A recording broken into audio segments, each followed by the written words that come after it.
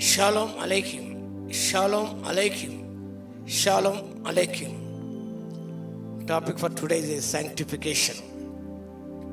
The text is from Leviticus chapter 22 verses 31 to 33.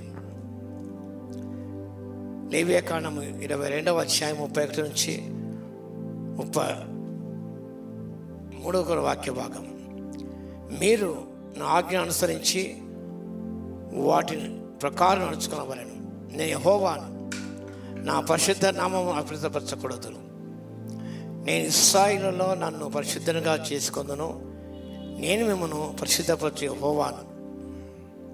ఈ లేఖన భాగం గమనిస్తే ఈ సైంటిఫికేషన్ విషయం మనకు కనిపిస్తుంది.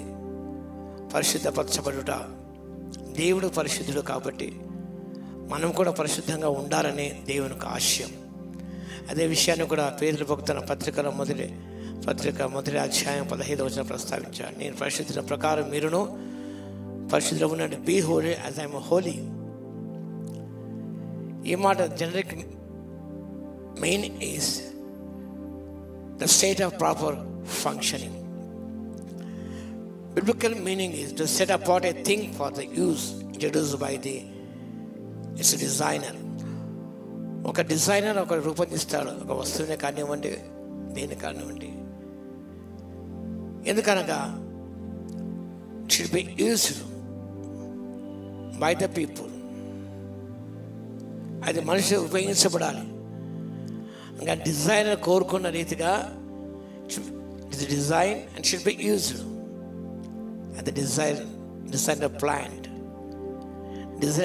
చేసే విధంగా దాన్ని ప్రవేశపెట్టిన రీతిగా అది వినియోగం రావాలి.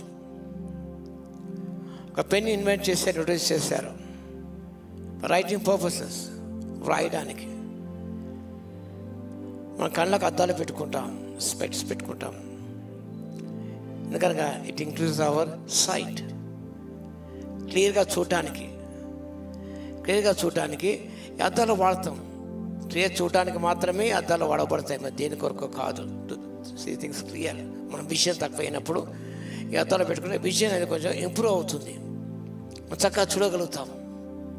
ఒక ఉద్దేశం చేత ఇన్వెంట్ చేయబడి ఇంట్రొడ్యూస్ చేయబడ్డాయి. అదే రీతిగా యేసు ప్రభు మన నిరూపంలో ఆయన కొన్నాడు, ఏర్పరచుకున్నాడు, ఆయన ప్రత్యేకపరిచాడు.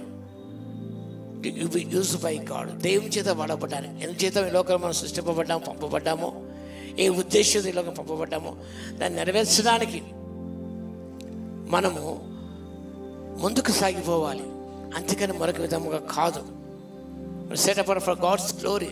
దేవుని మహిమ కొరకే మనం ప్రత్యేకపరచబడిన వారం. మనం దేవుడు పరిశుద్ధపరిచాడు. sanctified by the precious blood of Christ. అంతతో ఆగిపోకూడదు. మనం మిమ్మల్ని పరిశుద్ధపరచు నేను I'm the lord who sanctify you. నేను పరిశుద్ధపరిచే యెహోవాను కాబట్టి ఈ sanctification is a daily process. In other words, it is an practical experience.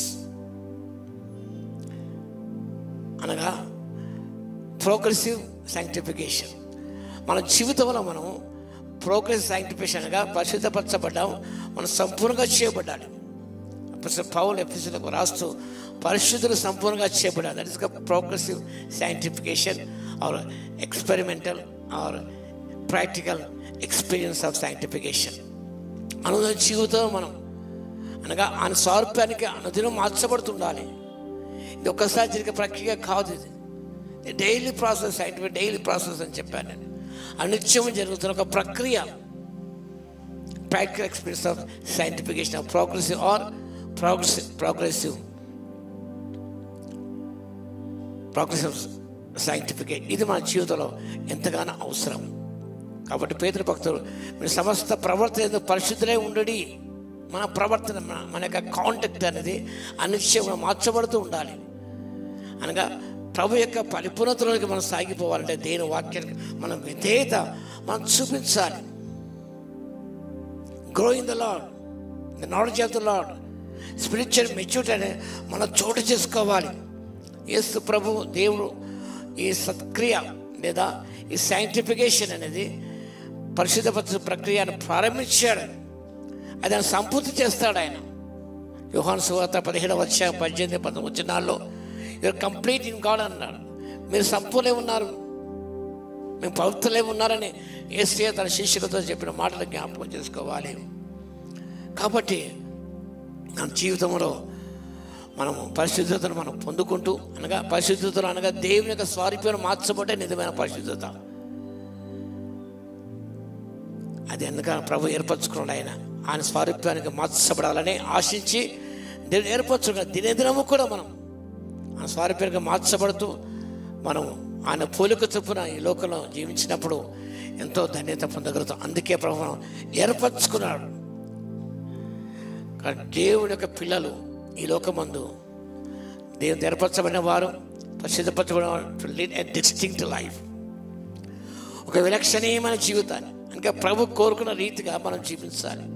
ఈ లోక సమయ కాదు, ఈ లోకం మరి అనుసరించకూడదు. మనం దేవుడు కోరిన విధముగా జీవించుటే ప్రతి విషయం కూడా there must be holiness in everything, in your speech, in your conduct, in your way of life, doing things. There must be holiness, and there must be distinctness in whatever you do, whatever speak. There must be uniqueness in our life. మనకి ఒక ప్రత్యేకత ఉండాలి. అది దేవుడు ఆశిస్తున్నాడు. దేని మీద ప్రత్యేకమైన వారు, ప్రత్యేకమైన జనాంగం కాబట్టి ఆ ప్రత్యేకతను నిలుపుకోవాలి మనం. అందుకే దేవుని యొక్క వాక్యమును ఆశ్రయించి వాక్యాన్ని స్వీకరించి మనము దేవుని కృపయందు జ్ఞానమందు అభివృద్ధి పొందుతూ మనం దినదినము కూడా ఆయన యొక్క స్వరూపానికి మార్చబడానికి ఆయన లక్షణాన్ని సంపూర్తిగా మనం సంతరించుకోవాలి. మనం అదే నిజం sanctification. There is a progressive sanctification. In other words, practical experience of sanctification. ఇది చాలా అవసరం. మనం కానీ ప్రభుత్వం కడిగాడు, పరిశుద్ధపరచబడమని అక్కడ ఉండదు కాదు, కానీ యూ మస్ట్ మూవ్ ఫార్వర్డ్. అందుకే ఎప్పుడు పత్రిక Rachitha go on to maturity అంటాడు.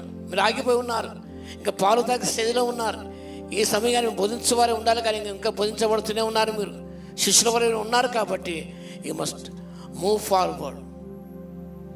శాశ్వత దశ నుండి పరిపూర్ణమైన దశ వరకు సాగిపోయినట్టయితే మన జీవితం ఎంతో ధన్యం. కాబట్టి ఆ రీతిగా మనం పరిపూర్ణతను పొందుకోవడానికి పరిశుద్ధాత్మ దేవుడు శక్తిని దయచును గాక.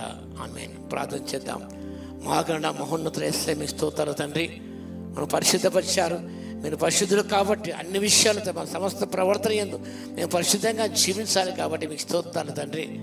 మా ప్రత్యేకత నిలుపుకోవాలి. దేనికోసం మేము ప్రత్యేకించబడ్డామో తండ్రి, ఆ ఉద్దేశం నెరవేర్చడానికి తండ్రి మేమందరం తండ్రి మీ స్వరూప్యానికి మార్చబడే కృప దయచేయండి. మేము వాక్యం ఎదిగే కృప దయచేయండి. మరింత కృప యందు జ్ఞానం మీద అభివృద్ధి పొందే కృపను దయచేవలసిగా జ్ఞాపం చేస్తున్నాం నాయన. మీలో మేము సంపూర్ణ మగ వరకు ముందు సాగిపోవడం మీ శక్తి ఇవ్వగలందుకు మీకే స్తుతి స్తోత్రాలు చెల్లించుకుంటూ ఘనమైన మీ నామను కొనియాడుకుంటూ యేసయ్య నామమున ప్రార్థించి వేడుకొచ్చున్నాము తండ్రి.